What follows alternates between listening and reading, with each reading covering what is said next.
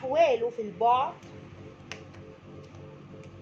هو بيوريك ان هو مش همه، ولكن هو بيراقبك جدا، محتار ومتردد انه ياخد تجاهك خطوة. كمان محتار ومتردد بشأن حاجة معينة عنده، ممكن يكون عنده أكتر من أوبشن في حياته، أو أكتر من عرض. لو واحدة ست عندها أكتر من عرض ومحتارة فيهم، ولكن الحد ده اللي هو منفصل عنك راجع لك ومتعلق بيك جدا، وكمان غضبان وغيران عليك بشكل غير طبيعي. ممكن يكون شايف ان انت عندك حد تاني دلوقتي غيره، فهو متضايق وخايف ان انت تتخانق معاه او يعمل خطوة فانت تتخانق معاه او ترفضه.